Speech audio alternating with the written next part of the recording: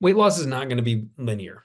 Just like anything, muscle gain, not going to be linear. Your career, not going to be linear, right? It's like all the memes you see, like what you think success is going to look like. It's this beautiful straight line. And what it actually looks like, it's like a fucking disaster of a mess. And then you eventually get there and figure it out.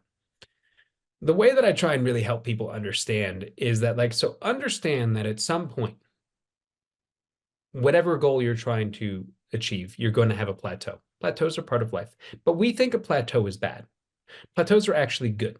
Plateaus allow your body to adjust to make the next step easier. We need plateaus in life, in everything, because it can't be go, go, go all the time, and it wouldn't make sense either, right?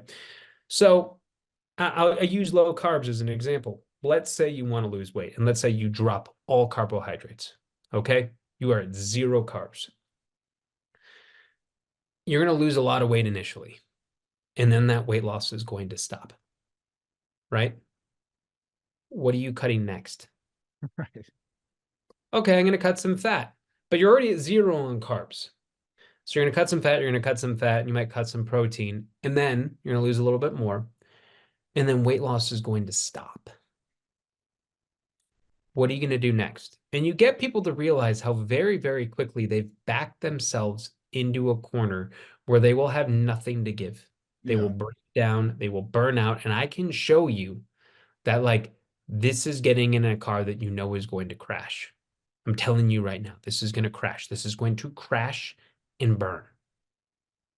Or you can realize that the real goal of anything is to see what you can do to get results by changing as little as possible. So when I talk to people about weight loss, I say, my goal for you is to get you to lose weight by eating as much as possible. So I'm going to change as little as possible because I want to see what is the minimum effective dose to get you losing while keeping as much as possible, because I know at some point it's going to stop. And when it stops, I want lots of levers to push on so you don't lose your fucking mind. Yeah. It's why when people are like, all right, what I got to cut out? When I start with diets from people, the first thing I tell them is like, what's the thing that you enjoy eating the most? You don't want to lose. And they're like anticipating, they're like, oh, my cheesecake. And I'm like, good, we're not getting rid of the cheesecake. Right. And they're like, what? And I'm like, we're not getting rid of the cheesecake, right? This isn't going to go the way you think. Right. Because we can't take away the thing that you want, because all that's going to do is going to make you immediately want it more. There's one of my favorite studies ever. Like for a day, they told people they could not eat this one food, right?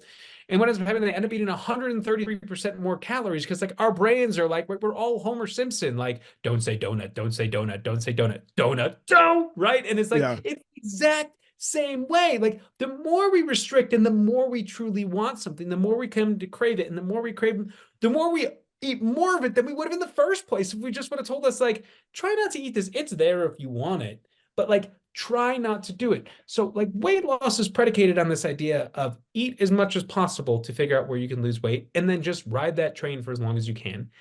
Hit pause. Okay, it stopped. Has it really hit stop, or is it just like you didn't sleep well? You've been extra stressed. You haven't You like seen your friends. salted your food more. You Yeah. saw right. You didn't drink water for an entire day, because sometimes it's like, oh no, I gained 2 pounds, and it's like, just wait 2 more days. And like, I dropped 2 pounds, and I'm like, yeah, Yeah. did you change anything? No. And it's like, you gotta learn that like the day-to-day fluctuations don't really matter. So I want you to learn what's the most you can possibly eat and still lose. And then when it truly has stalled out, like 2 weeks, let's make a moderate change. Like, and it might not even be on the food side. All right, I want you up in your steps, Yeah. 500 per day, right?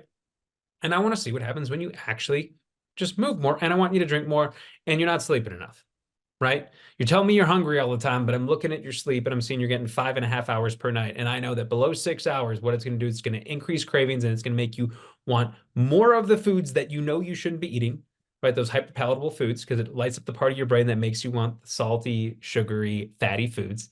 And I know that it's going to actually depress the hormones that help keep you sated for longer. So it's like, all right, I see you're not sleeping. I see you're not drinking. I see you're not moving. You eat the same amount.